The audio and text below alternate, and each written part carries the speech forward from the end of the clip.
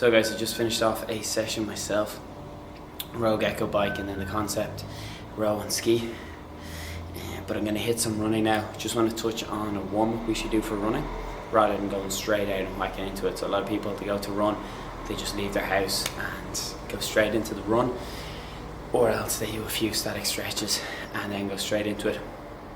So main thing with the warm-up, what we want to do is just get our kind of calf and Achilles area used to the force, and just get a bit of a spring in our step, and then also we want to elevate our breathing, elevate our heart rate, so we just get used to it, bring it back down again, just so we can get used to controlling the breathing. Because if you go out, say you're doing a 5k and you do a hard first 1 kilometer and your breathing goes through the roof, your heart rate gets really elevated, it's really hard to bring it back down and control it. So I found going out doing, like, say 500 meters maybe to up to 1 kilometer, kind of as a warm-up, working on our stride, so working on our form or the skill of running, working on regulating the breathing, getting the body temperature up, getting the heart rate up, and then a little warm-up also to condition the ankles and Achilles. Alright, so let's get started with the first one we're going to do. We're going to go over the ankles and Achilles, just a little warm-up,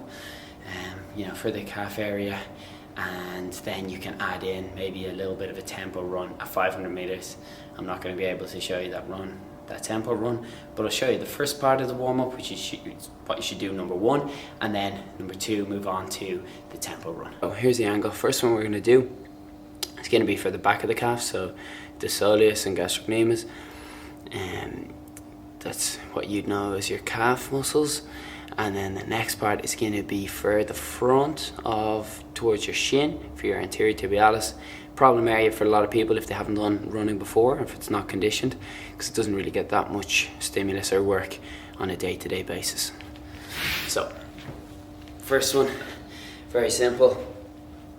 We're just going to go, I'll face this way, just going to go onto our tippy toes, and we're going to walk on our tippy toes like so. Take 10 steps forward, turn, 10 steps back, then down, and now this one is going to be for the anterior tibialis. So what we're going to do is basically just curl the toes up, so we're keeping the toes off the ground the whole time. So it's going to look a bit like this, toes up, and we're going to walk along on our heels like so.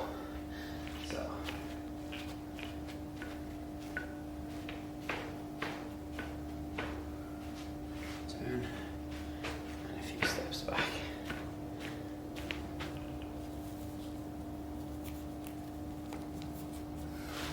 So I'll give you those again.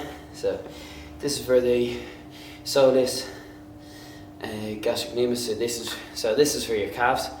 So the back of the lower leg, up on your toes, and then you're just gonna walk like so. A few steps, turn, and walking back. It's very simple.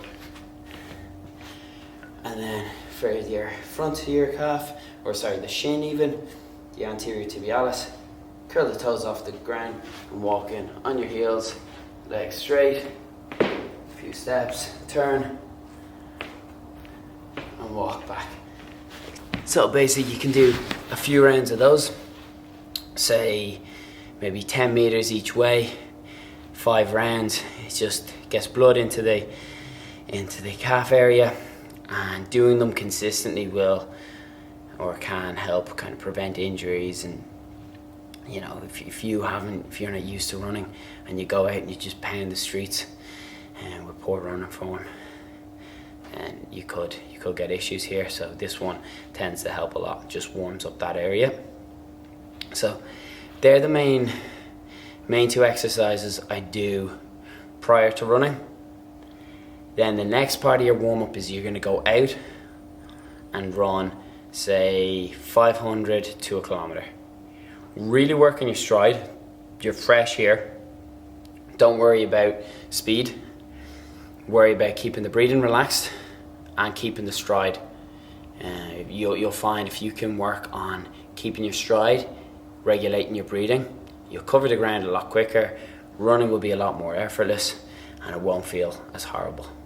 So Yeah, there's kind of a beginner tips on running. It seems quite basic, but it makes sense when you put them together, and they're super effective. So do that warm up for the lower legs.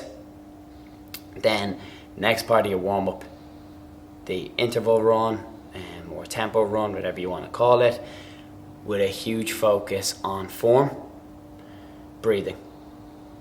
Don't worry about anything else. Focus on those two.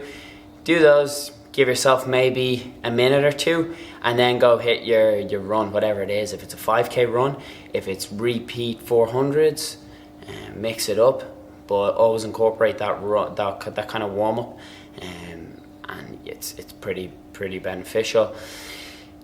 If it was shorter sprints you were going for, I would go for a little bit more of a kind of ballistic dynamic warm up, but I'll touch on that as well. But this is just more for general light runs or a few kind of fartlek tempo runs. So hope you find it useful, guys. Remember to like, comment, subscribe, give them a go, and let us know how you're getting on.